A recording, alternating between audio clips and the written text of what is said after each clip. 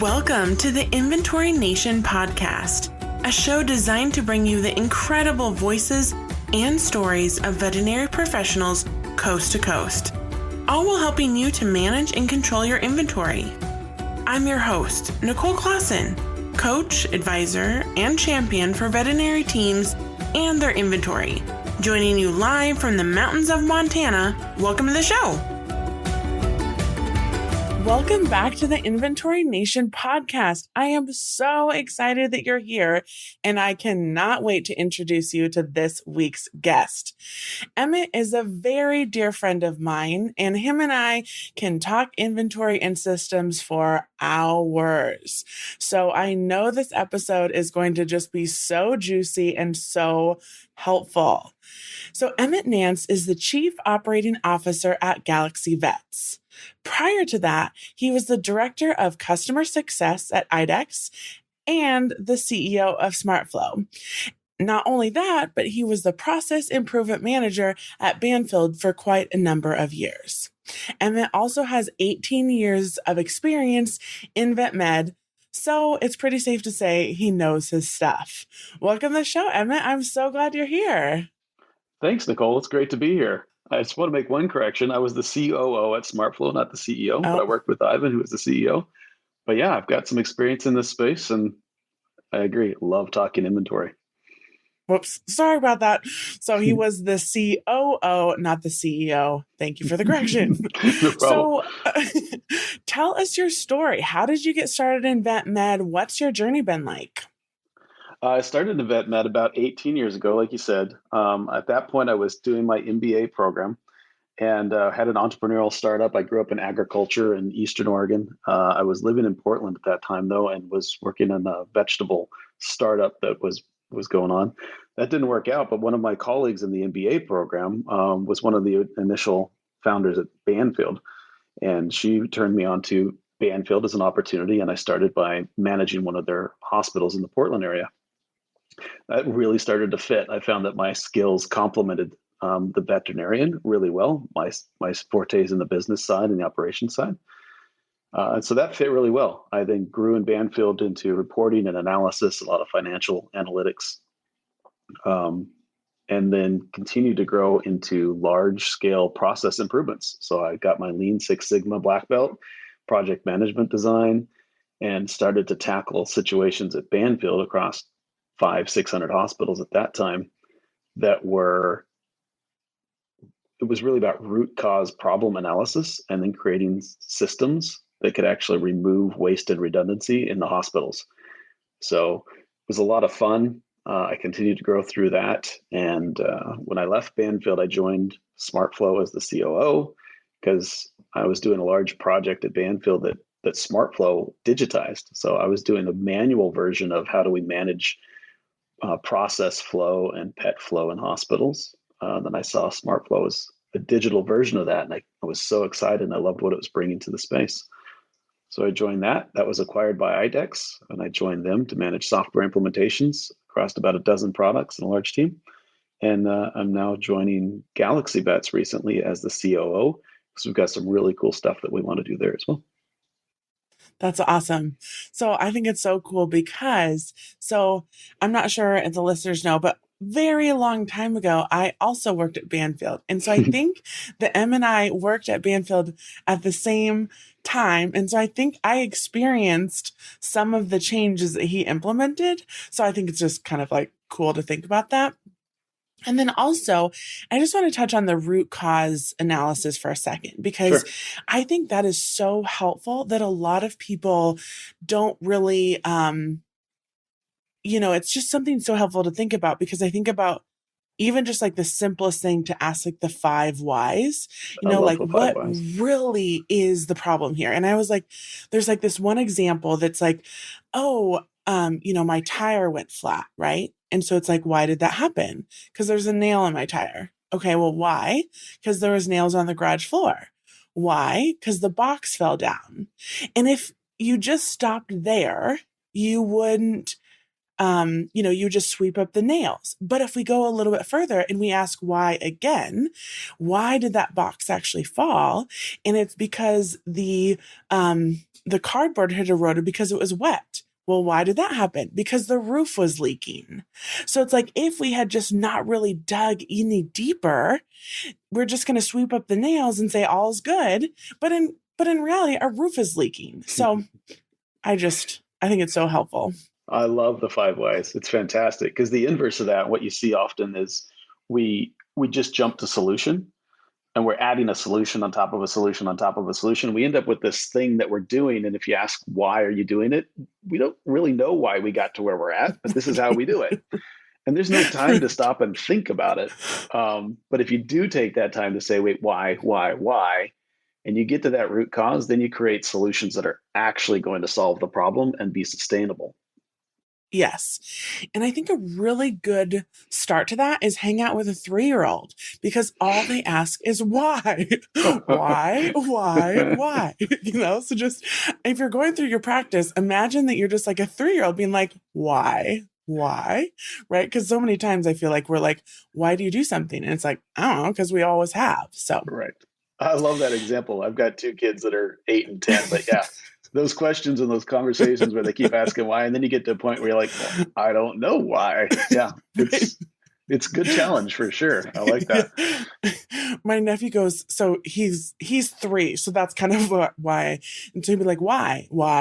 And then he will, if I don't know the answer, he goes, can you find out for me? That's sure, awesome. bud. I think so much of our familiar of our parents probably saying, because I said so, and we know that that's not really an answer. Right? That's because they don't know the why. So I am really excited to hear about what is happening with Galaxy Vets. Tell me what Galaxy Vets is. What are you hoping to achieve? Tell us all about it. Oh, fantastic. I appreciate the opportunity to say so. Our mission at Galaxy Vets is to do things quite a bit different. We've seen a lot of consolidation in this space, and we continue to hear more and more about how burnout is a big problem, and it's a problem that's being exacerbated. It's not going away; it's getting worse in a lot of situations. So we really want to take the opportunity, working with Dr. Ivan Zach. He was the CEO at Smartful, but he's been also Veterinary Solutions, and we've got some really cool concepts that we think can do this a lot differently. One of them is that we want to bring employees into the fold. So employee ownership is a key component of what we're building here. So which is opposite of what some of the standard practice is we get a lot of outside private equity to acquire, but then that has to turn over the course of 3 to 5 years. What we really want to do is maintain the equity of the owners and actually share that with all veterinarians and staff within these hospitals, and leverage debt more than outside equity in order to consolidate this group. Because that gives us the ability to extend the timeline on this and make this really focused. If you're familiar with Simon Sinek, it's really about the infinite game, not the finite game. So it's not about how do you consolidate something fast and then sell it for a whole lot. It's how do you consolidate something so you get economies of scale out of a consolidated network of hospitals. So part of the design of that is how can we bring general practice, specialty, emergency, digital, and labs? How can we bring all of this into a network that consolidates the margins and consolidates the value, but also allows us to extend easy access to pet owners and to veterinary staff, to the specialists and the ER. So it's really about building a network that's going to serve the needs of the veterinarians and of the staff and the pets, but owned by veterinarians and by the staff, so that we've got an entire network built around doing the right thing. So that's really what we're all about. We're just kind of getting started and getting going, but really excited. The other thing I'll just add is that our focus internally is around continuous process improvement. So how can we actually take initiatives that create improvements within the hospitals and for the desired outcomes of healthcare, and help hospitals realize efficiency gains within what they do, where it's not just about reducing costs or raising prices. It's about making the whole thing work a whole lot better. So very excited to be part of it. Looking forward to what we can achieve in this space for everybody involved. Yeah, that's so exciting. There is absolutely zero things like that out there. And I think, I mean, what a great opportunity to be able to create like these little ecosystems of the Right. different facets of vet med. You know, it's like we have the lab and we have the GP and the specialty and the emergency because, it's so important to work cohesively together, especially right now when basically the wheels are coming off the bus. So I'm really excited to kind of see how it develops and see what happens. So Yeah, I appreciate it. We're really excited because it should absolutely make everything within the veterinary hospitals work so much better. It's going to be a very yeah, collaborative team, and that's going to be the focus. yeah. And I think, you know, one of the things I think is important is, that just to like mention is process improvement, right? Like Yeah. Dr. Ivan, he knows like so much of what's important, what's valuable, and it's not just coming in and changing everything on day one, right? It's like, how do we create these sustainable improvements that truly make everything better, not being like, oh hey, you should just change this to change this because we need to appease our stockholders or Yeah, shareholders, stockholders, one of those. both work stakeholders, I think, is what we're going for, Oh, which could be all of them. The process improvement is really critical to making things better.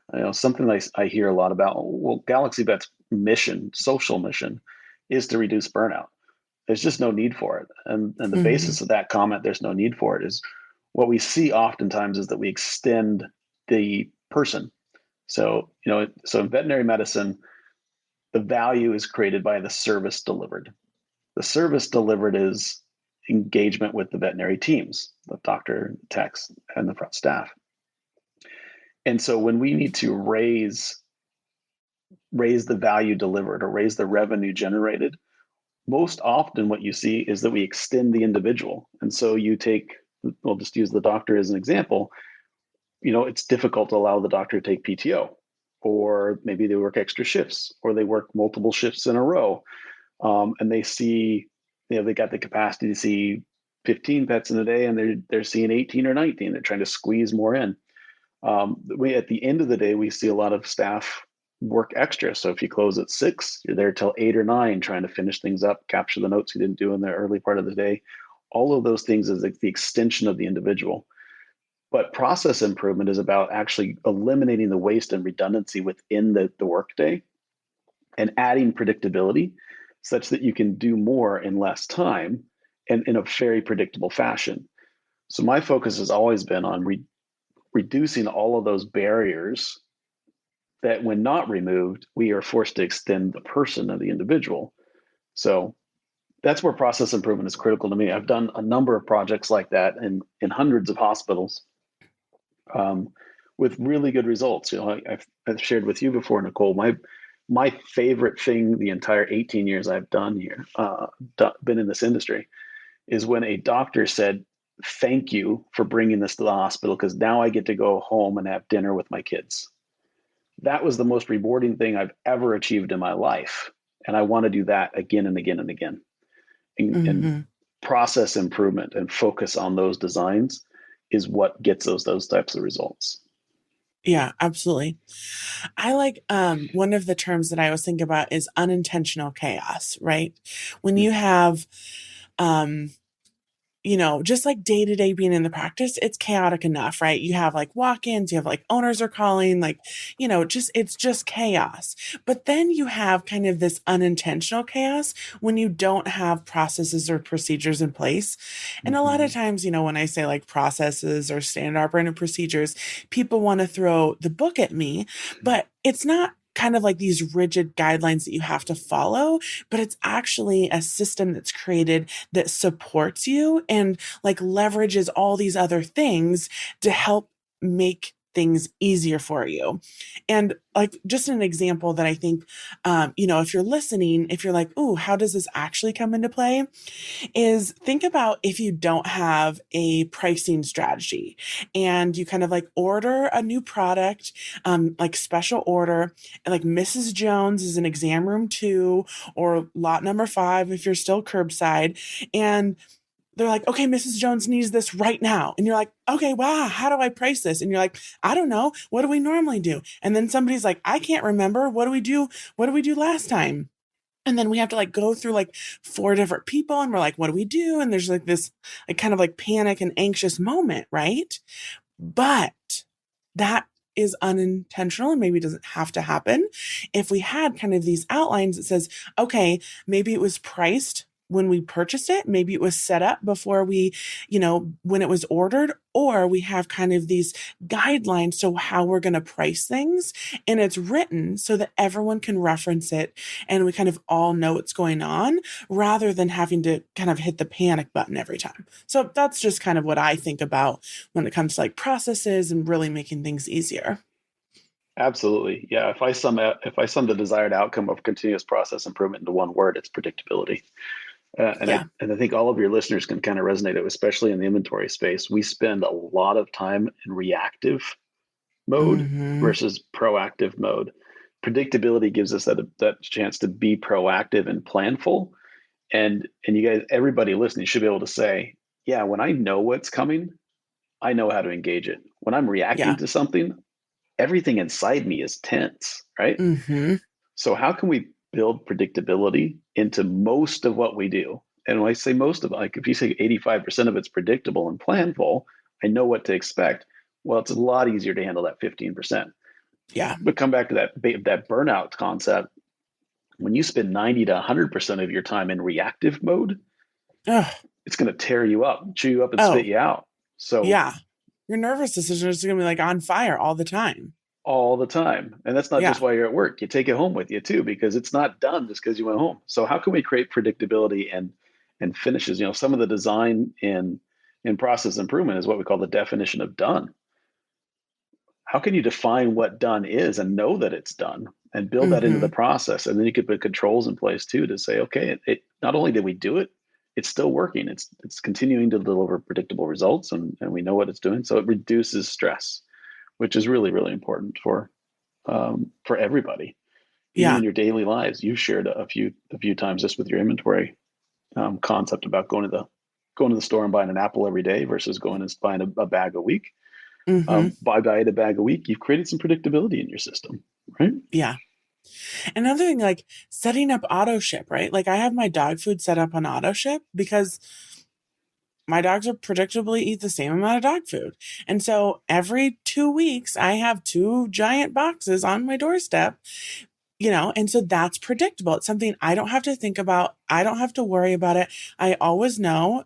Well, except for the one time when it went on back order, and then that was like a whole nother thing, but we won't talk about that, Back but it's orders. kind of like adding this predictability into even in your daily life. So it's like, how can we extend this then to our work life? Yeah, absolutely. And it can happen in so many different ways. So It's really exciting when you think about all the possibilities. yeah, yeah, Totally. absolutely. So let's switch gears a little bit and talk about inventory management. Sure. What are kind of your thoughts in general about managing inventory in a practice? Mm.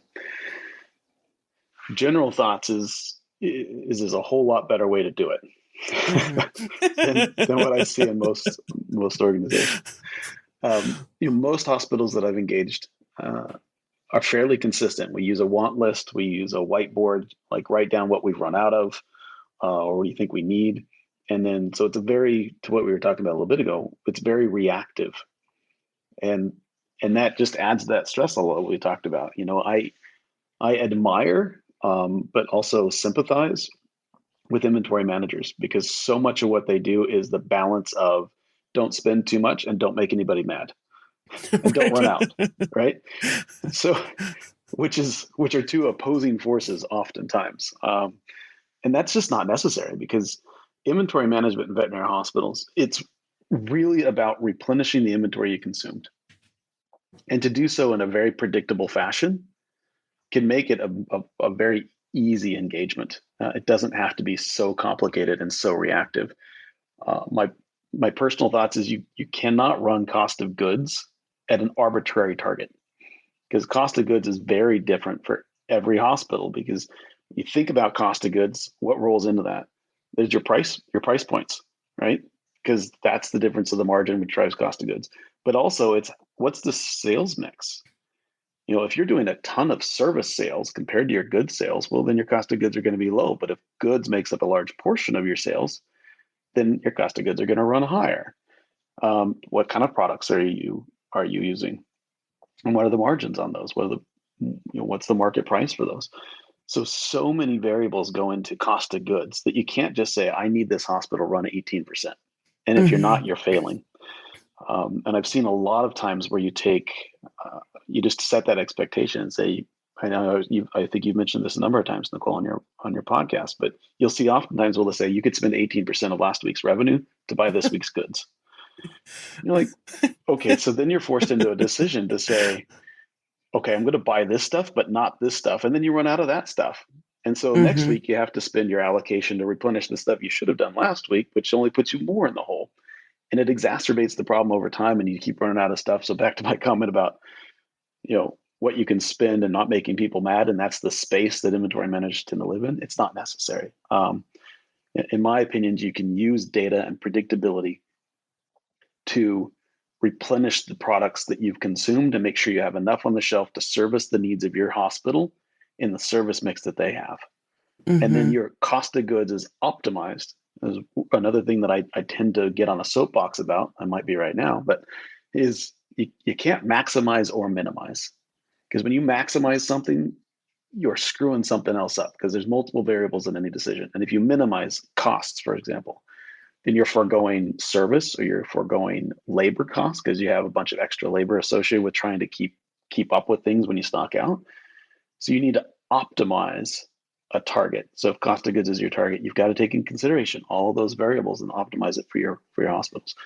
So sorry, you asked a loaded question. You might not have known that, but yeah, I've got a lot of passion around that. No, I love it. And I just think about, like thinking about the service and product mix, right? Because labs, in-house and reference are included in cost of goods. And I just think about it, if you're a hospital that naturally has a lot of good sales, a lot of diagnostics, stuff like that, your cost of goods are naturally higher. And so if somebody, let's say that your cost of goods are actually too high, even just with all the other variables, and then somebody's like, hey, you need to spend 15% of last week's revenue. But now you're going to be running out of things all the time because you have a ton of good sales. And then what are you going to say? I'm sorry, Mrs. Jones, we can't run your lab work today because we're going to be over the budget. So I just think we have to like look at this, all the little variables, rather than, like you said, just assign an arbitrary number to it just because the benchmark should be 18 to 20%. You know, I mean, yes, but at the same time, there's so much uniqueness. And I think I've read before, because actually when I left practice, I was incredibly burned out. Hmm. Um, so I resonate a lot with that. And so I've read kind of one of the factors of burnout is not having the resources, and kind of the capacity. And so if you think about these inventory managers living in the space of, oh, I can only spend 15% of last week's revenue, but then I'm probably going to run out of things all the time. Like I just like think about how stressful that must feel like on a daily basis. And then not only that, but feel like you don't have the resources available to supply your practice like you need to. Like that just perpetuates a cycle that I'm like, okay, we have to get off the bus of that. Absolutely. That's why I like so much of what you're doing in this space, Nicole. You take your ABC analysis, for example, because when we talk about what we're saying here, and it's an unforgiving position for inventory managers to be in. There's just no way out. You're trapped in a box, right? Yeah. What we need to do is focus on continuous process improvement and Mm. identify those root cause problems like we talked about earlier, and then create solutions around it. And that's so much of what you bring to the table within these clinics. You start with that ABC analysis, say, well, let's look at those products that are driving so much of your returns and those that are not. Let's look at redundant products, to where we're carrying a lot of cost but not generating much revenue or much value to our customers.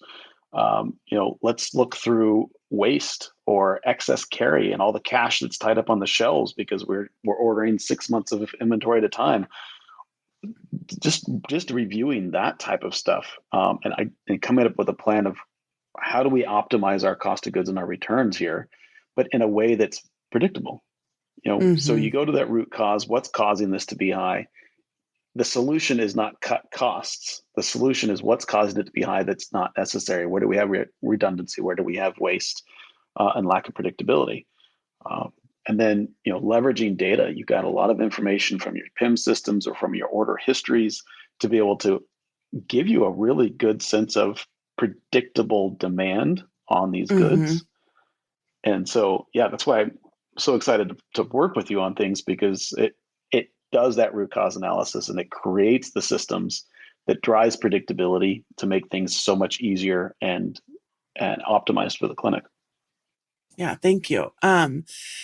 Yeah, there's so much to be said. I think sometimes when we're kind of like day to day in a practice, we don't think that the demand is predictable, but it's actually interesting. Generally Very. speaking, your demand actually is fairly predictable when you like kind of look, on a longer, term scale. Of course, if you are like just growing like crazy and you're adding like two doctors, a month, that's going to be different. But generally speaking, your demand is fairly predictable.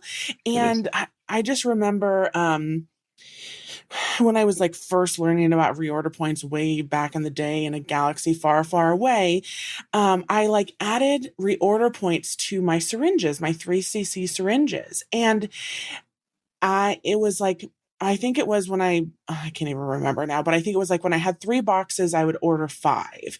And almost like down to the number every single month, it would just be like the perfect like system where I never ran out. I never had too much. And I was like, it like a whole like crazy light bulb went off because I was like, whoa, this actually does work. It is actually predictable. Because I think sometimes we're kind of in the chaos of day to day. It doesn't seem like it would be, but it's so interesting once you kind of get it working and running. Absolutely. And to the comment we made a little bit ago about that 85% predictable, that's generally what you're going to find. If you have Yeah. reorder points for your products that meet the demand of your hospital, 85 to 90% of the time, they're going to be accurate. 10 to 15% of the time, they're going to be off because you've got some changes in demand that's going on you didn't quite catch. But if you've added predictability to 85 or 90% of that, that's huge versus Oh, yeah, everything being reactive. Yeah. totally. So, how can inventory managers make their life easier, especially right now when we're like short staffed Mm-hmm. and Mm-hmm. we just like, it's just hard to find the time to manage inventory. Like, what are your kind of thoughts there? Yeah, it's a super good question and difficult one, because when you're short staffed and you're already behind, catching up is something that seems unattainable, right? Hmm. Like, how Yeah. do I even get there? And you feel like you're falling deeper and deeper into the hole. So, what are some of those things that can help you at least start to see the light and maybe pull back out of that hole and eventually get ahead? That's one piece. It's not an overnight fix. It never is. But how do we start to go into some of the root cause problems and dig things out? One of the first things I'll say is it's not a one person job. So delegating and partnering and collaborating with others in the hospital to help manage the inventory, I think, is a very critical piece. Not making everybody experts, but delegating some tasks that they can do to help make your job easier is critical. Hmm. So, because not only is it helping you do the job, but it's also educating your peers and the others in the hospital that this isn't easy. So how can you get them involved, even though they're all stressed out too and overworked? they could still, instead of you taking 2 hours to try to figure things out, if you've got four people who can take 10 minutes and add to that, well, you just took 40 minutes of that 2 hours and delegated it. So make friends, use friends. That's one of the key pieces, I think, is delegation and partnership there. The second big one is use data. Mm-hmm. You just did a really fantastic job of talking to the predictability. Like most hospitals are going to have a high degree of consistency in the amount of stuff that they use. So where's the data to tell you how much that is? How can you set those reorder points? How can you add automation? That would be the third piece of this, is how can you automate some of this stuff? But first you have to have a process. You have to know what it is. Then you can educate and include some other people, but then you can repeat that process with data and automation. It's not about completely replacing the job, but it's about augmenting that job with tools and with predictability to make it so much easier. I don't know if that answered quite the question you were asking or not, Nicole, but that's really how I look at this and say we've just got to step back a minute. What tools are available to us? What insights are available so we can make this a predictable process? Absolutely. And I think it's so important when we're kind of like in that survival mode, we're just like fighting fires and we're in that survival mode to just like take a step back. It's like going off campus, having lunch with your management team, having lunch with your practice owner, and just like Mm-hmm. sitting down to say, like, hey, what can we do? How can we make this better? And just kind of getting out of the thick of it and seeing it kind of like from a bird's eye view, I think can be really helpful. And then, yeah, like leverage the tools that you already have, I think can be super helpful there. Yeah, and it makes me just think one thing that you just said there that's important is, what are you trying to fix? Mm-hmm. Is back to Yes. the beginning of our conversation. Oftentimes we'll go through and we'll create solutions, but what are we actually trying to achieve? So we're Right. talking inventory management. What does good look like? How do we know we got there? What are we actually trying to pursue? Is it to spend less time managing inventory? Is it to reduce the amount of our stockouts? Is it to reduce our cost of goods? Like, what is the deciding goal that we're trying to achieve? I know it sounds basic, but so many times you see we need to solve this, but we're actually solving for a symptom, not solving for the desired outcome. Yes. We're just kind of like adding, if we don't really think through kind of like going back to the why, if we don't really think through the why, but then also we're not really thinking through the end goal, a lot of times we can just like add fixes on things and it's just kind of like a pretty little band-aid, but we're still, it's just a band-aid. So, It's just a band-aid, and you haven't, without a vision or a goal, you can't communicate to others. So back to what I said about bringing others into this and helping you. If you're the mhm, only one that knows, one of my favorite quotes of all time, something I live by, is, if you're irreplaceable, you're unpromotable. So if you put yourself in a position where you're the only one that knows, mm, you can't involve others and you can't promote yourself, because now there's a big gap in the system because it's dependent mhm, on you. Um, but yes, you've really got to understand what that goal is and what that vision is, so that you can communicate to others so they can help you get there. It's yes. it's important. Absolutely. And if you're just sitting there listening right now and you're like, I actually have no idea what my goal or vision is, that's a really good thing to think about. And there's, the Veterinary Inventory Strategy Network. It's free to join. You're surrounded by a bunch of other really amazing veterinary professionals, and just see what other people are doing, see what success could look like. Reach out to me. I'm DM me on Instagram at Veterinary Care Logistics. Like, there are so many people out there that want to help you and see you succeed, that I know how lonely it can be because, oftentimes there's only one inventory manager in the practice. So if you're like, I'm feeling overwhelmed, I'm feeling alone, I have no idea what the heck and heck to do, I just know there's a lot of people out there that want to see you succeed. So just don't lose sight of that. Absolutely. And keep in mind, it's your practice, it's special, but Hmm. it's not indifferent. So others have built wheels. Don't reinvent the wheel every time. Just be something specific. Leverage your network for sure.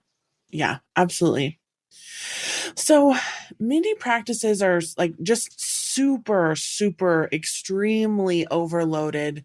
And so many vet med Mhm. professionals are just burned out right now. What are your Yeah. thoughts on that? How can that really be, what can even really be done about that? Yeah, it's a really good question. Wish there were simple answers to it. But we've got a decreasing supply of people. We're a service industry, so it requires people to be able to offer the service that people are looking for, the pet owners are looking for, right? And the other side of that equation is we got more and more pets. So that's a supply and demand mismatch, which is causing this kind of space that we're in. So we really have to look for ways to where what I was kind of saying earlier in this, where we've got to um, add predictability, automation, process improvements to create more space and more predictability in the systems. So some things I've done in the past. One really good example is sticking with the supply and demand theme. Is really trying to match customer demand to hospital service supply. So one thing that I did is I clarified the appointment types. And we said rechecks and vaccine appointments are what I call short appointments, 15 minutes of doctor time, 30 minutes of total appointment time. Then you'd have 30-minute appointments, which is 30 minutes of doctor time and 45 minutes total appointment time.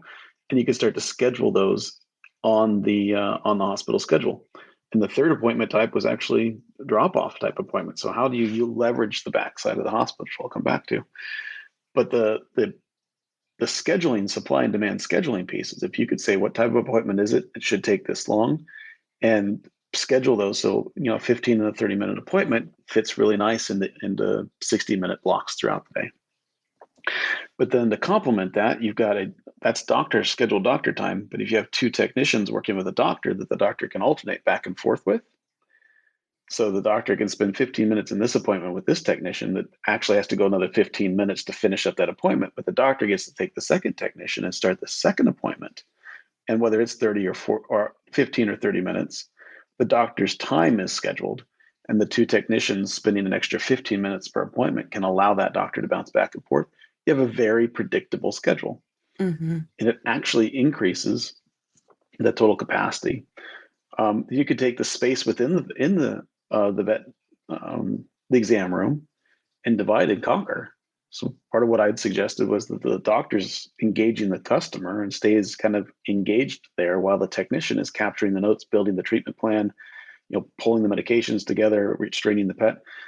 But they divide and conquer, so there's not a bunch of back and forth and repetitive effort there. So that's just an example of how do you take the process in your hospital, rethink it, and look for those areas where there's downtime. You're not engaging the customer in exam, and they're waiting on you because something else is going on. Well, you've just got a lot of wasted time there. What type of things should you have in the exam room in order to complete an appointment versus exiting the exam room and coming back? Building a treatment plan is an example. Oftentimes I'll see that there's a lot of back and forth in the room to get that part completed and get it signed off.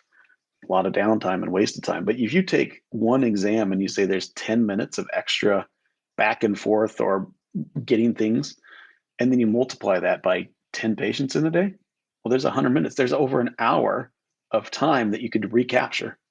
Mm-hmm. Multiply that by the number of doctors that are seeing patients in exam rooms, just as an example. And you've got a lot of time that adds up. It seems like a little bit when it's 5-10 minute increments, but over the course of the day, it has zapped a ton of capacity. The other thing I look at is space within a hospital. We often see the exam rooms are maximized and overbooked, but then there's a whole component, that second half of the hospital, that can be underutilized in a lot of hospitals. So how do you create more predictability and flow to leverage the entire space within a veterinary hospital? So just some examples of how do you what you said a minute ago, take a few minutes, go to lunch, think about the desired outcomes, what are we trying to achieve, and then dig into those components during your day that say this isn't getting us there. Mm-hmm. This is what's taking too much time or throwing us off track, or every day at 3 o'clock the wheels come off the bus. Why? Mm-hmm. What's Yeah. causing that? And then start to tackle those things from a root cause and a desired outcome perspective I think you start to get some really good improvements. It does take some time to stop and think and not just build reactive solutions. Absolutely. One other tip that I have is, those like little mini notebooks that you can stick in your scrubs. Mm-hmm. If you're listening and out there and you're like, you know what, I really want to improve X, Y, and Z. Anytime you have to ask somebody a question about how or why something is done, write that down because that should probably be established into a process. If you have to go find somebody to see why you're doing something or how it's done, especially if it's like in administrative operations, not like an actual medical procedure, that's a really good indication that you probably have some room to either create a process there. And if you're ever like in the back treatment room, you're kind of like waiting, you're either waiting for lab work, in-house reference labs, you're waiting. Think about how many times you're Yeah. waiting and then it adds up over the day. How could we either switch that waiting? How could we change that waiting? So just kind of some things to think about and just like quick jot it down in your notebook, and maybe you could say, every time you're waiting, write down like how long you're waiting and then look at it over a day, over a week, over a couple weeks. And you can really start to see it add up and you're like, whoa. So just kind of some things to think about if you're like, how in the heck and Bob do I actually do this? I love that. I love that. Yeah, something I've seen a lot. If you're expecting lab work, draw the blood right away so that you can get it running while you continue to engage the pet owner versus Mm-hmm. waiting until we get to that point. That's just one example. I love adding that up. Something else folks should look up is the spaghetti map. It's something out of Ooh. Lean Six Sigma that I love. When you start to look at how much moving around you're doing in order to accomplish tasks and you're all over the place, a spaghetti map's a really cool visual of that. So people should look that up too. Okay, I'm going to link that in the show notes. Go to Okay. vetlogic.co/podcast, and that's going to be in there. Yeah, because sometimes I'll see posts where people walk like 20 miles in a day. I mean, like, good on you, girl. But do we have to, do all 20 miles? Do Right. we have to make sure your feet are falling off at the end of the day? Exactly right. So, one more question. Well, actually, two Sure. more. I lied. Okay. How do you know when you're on the right track when it comes to inventory management? How do you even know when you're like, oh, this feels right? Exactly what you just said. It feels right. That's what's most important, I think, in inventory management.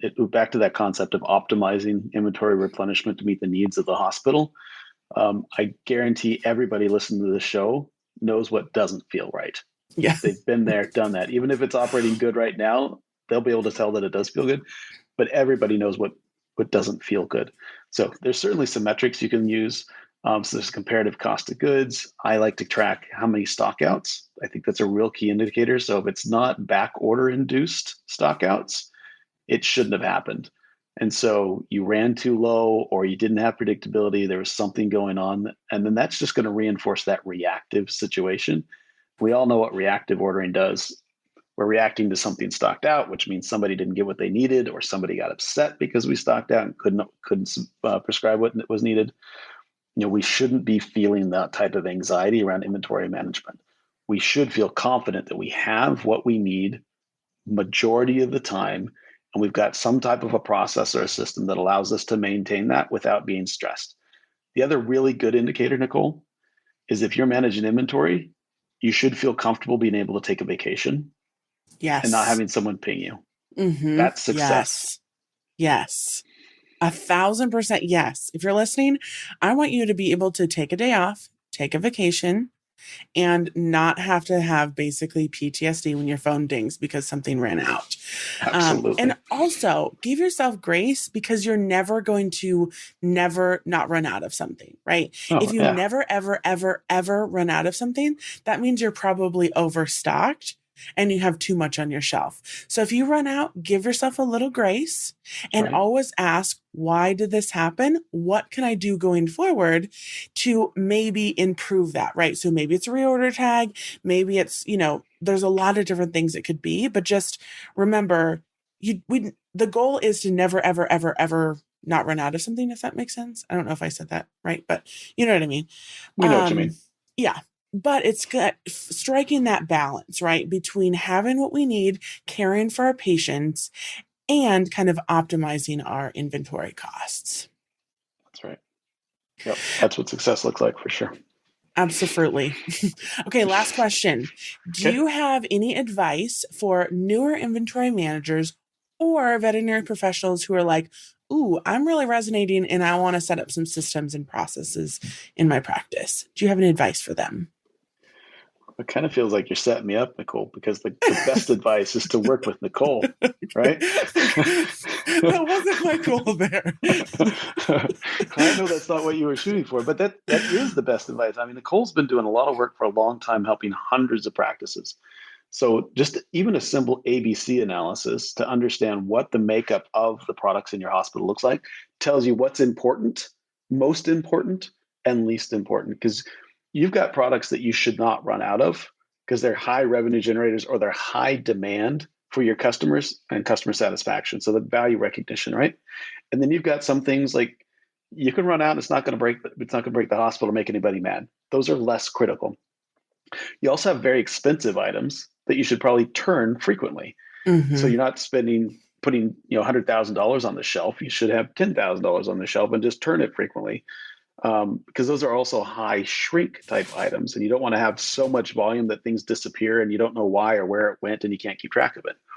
So really getting a sense of that. You've also got some software that you're introducing that helps automate some of those things. You've got consultation that goes into the hospitals and say, hey, let's take a look at your PIMS and deep dive this stuff so that we can set prices right, make sure that the inventory is being deducted correctly when you use specific treatments. Those things make life so much easier. But honestly, I would not expect a lot of people to be able to just do that stuff on their own. You have a lot of experience in doing it for multiple people and have best practices. So yeah, again, short answer is call Nicole. I'll be calling Nicole. You need to just take the time to set the process and get it on the right track, and then it'll be smooth sailing from there. Absolutely. And you'll reduce your stockouts. Your COGS will be optimized. People will love you. They won't yell at you because these things are falling apart type of thing. So definitely that's the answer. Well, thank you. I really appreciate that.